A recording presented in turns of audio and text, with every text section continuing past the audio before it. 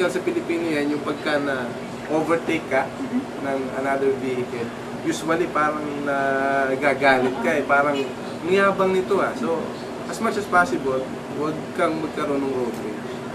Relax ka lang anyway, kalsada naman yun. It's not a race actually. Nam kevalam Baba Nam kevalam Baba Nam kevalam Baba Nam kevalam Baba Nam kevalam Baba Nam. Ayon sa graph, simula 1,978 hanggang taong 2003, 1,000 hanggang 2,000 ng mga aksidente sa Pilipinas ang nagdulot ng mga taong sugatan. Samantala, 500 hanggang 1,500 na aksidente ang nagdulot ng kamatayan. Sa graph na ito, makikita na malaking bahagi ng mga nasugatan o namatay sa aksidente sa kalsada ay mga pedestrians. Makikita dito ang mga pangunahing sanhi ng mga aksidente sa Pilipinas sa taong 2003. Malaking bahagi nito ang dinudulot ng kapabayaan ng mga nagmamaneho. Ikalawa namang sanhi ng aksidente ang sobrang mabilis na pagpapatakbo ng mga sasakyan.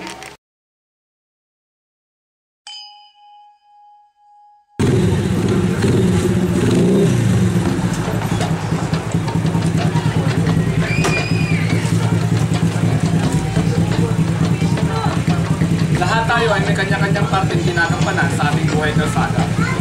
Mapa-superman, police, o traffic enforcer, lahat tayo ay maaari maapektuhan ng mga aksidenteng na idudulot nito. Ngunit ang lahat ng ito ay maaaring iwasan kung tayo ay magkakaroon ng disiplina.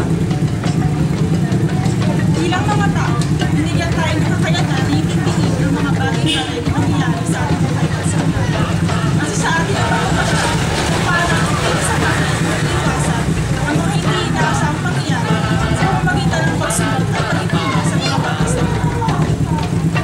Mga batas trapiko tulad ng speed limit ay ginawa para sa ating kapakanan. Umaayon ito sa mga batas ng pisika. Kapag ito'y nilabag, hindi lang pera o pagpapakulong ang ating pagbabayaran, madalas din natin ang pagbayaran ng ating buhay.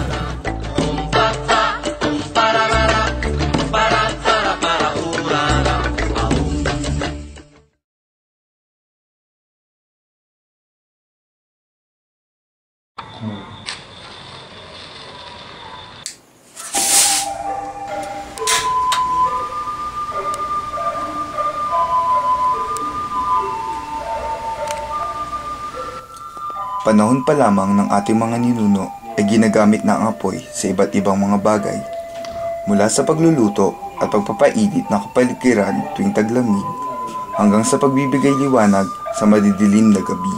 Iba-iba ang maaaring pinanggalingan ng isang apoy. Maaaring ito'y mula sa pagkikiskisan ng dalawang bato, sa posporo, sa lighter, o di kaya'y maling paggamit ng mga bagay-bagay. Samahan ninyo kami sa aming pagtuklas sa misteryo ng paglikha ng init sa apoy.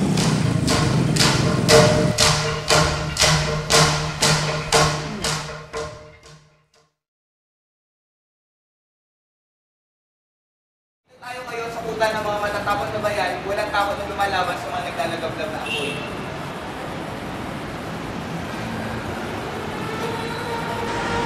Ngunit, bukod sa kanila, nandito rin natatagpuan ang mga detalye sa mga sunog na kumikitil sa buhay ng milyong-milyong Pilipino. Ano nga ba ang mga iba't ibang sanhi ng sunog? Good afternoon po. Tanong ko lang po is, gaano po kadalas yung sunog sa Makati? So, dito sa area ng Makati, we have at least, mayroon tayong one fire incident per month. So, yan yung pinaka-close na statistics na meron tayo. As compared sa iba, which is mas marami, just like Manila. But in Makati, meron tayong at least one fire incident per month. Ano-ano po yung kadalasang sanhi ng sunog sa mga squatters? Yung mga kadalasang sunog na nagaganap sa squatters area ay faulty electrical wirings at saka short circuiting. Ang faulty electrical wirings, na-explain ko ng konti, ito yung mga sinasabi nilang electrical connections na hindi approved ng lisensyadong electrician or ng electrical engineer. Sa tingin niyo po ba, gano'ng karami pong pamilya yung naapektuhan ng sunog? So, ang initial report natin, katulad dito sa lateral compound, mayroon tayong present statistic report na 5,000 families ang naapektuhan diyan sa loob. At saka, itong sunog sa lateral ay nagtalaga ng at least mga more or less 20 million na damage sa property. Bali po dun sa sunog na nangyari sa lateral, ano po sa tingin niyo yung sanhi Nung sinasabing sunog? So ito yung sinasabi ko kanina na mention ko yung sinasabing faulty electrical or short circuiting. So nagkaroon daw dito ng short circuiting sa initial report natin, pero iniimbestigahan pa natin yung sinasabing cause. Pero sinasabi nga natin na pagdating sa mga squatters area, dalawa lang ang maaaring mangyari dyan na laging nagiging sanhi. Short circuiting at saka yung sinasabi nating faulty electrical wiring. Hindi lang naman po unang beses po na sunog, di ba po ang lateral? Sa pagkakaalam ko, bali pang-5 na sunog ang nangyari sa lateral. Sa tingin niyo po, sino po yung may pagkukulang?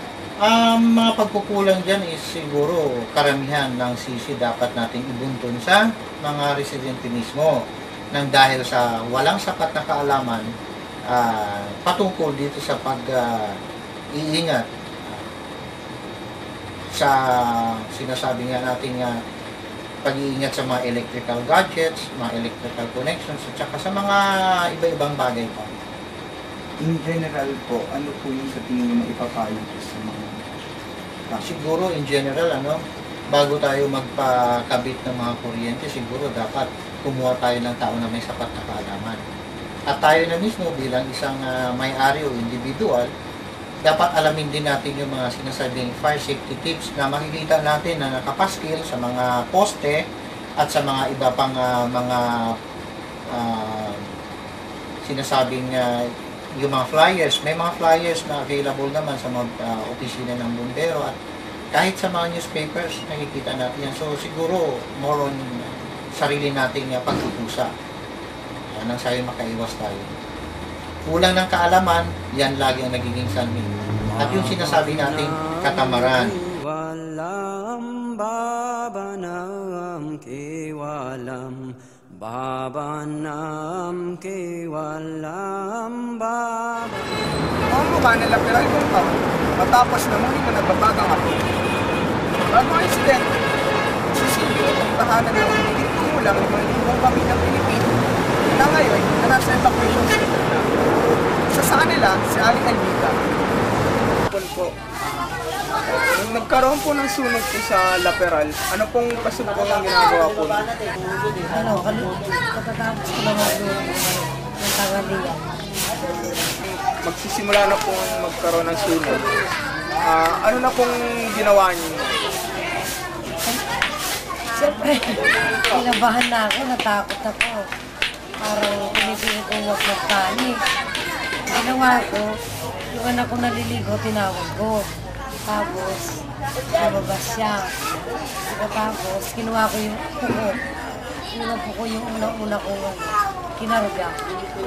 Tapos, wala na akong ibang kinuha ko yung bag ko na may mga pitga, tsaka ID. Tapos, iniwan ko na yung mga anak ko na lalaki. Tapos, bitbit ko yung bunso ko rin. Lumabas na kaming dali-dali. Yun lang. Tingin niyo po ba may pagkukulang po kayo sa sunog po? Sa paghahanda? Meron din siguro. Yung pero malayo pa, hinahanda ko. Hinahanda ko kasi yung importante ko yung mga requirements eh. Sa pagkukulang lang namin siguro yung ibang hindi namin naihanda. Ano po ba sa tingin niyo naging sanhi po ng sunog? Ano daw, yung charger daw na cover, charge sa babo. Yung iba naman sabi, luto, rice cooker, sumabog, tapos natakot, iniwanan niya. mabilis na kumalat. Ngayon po, nung nalipat na po kayo sa evacuation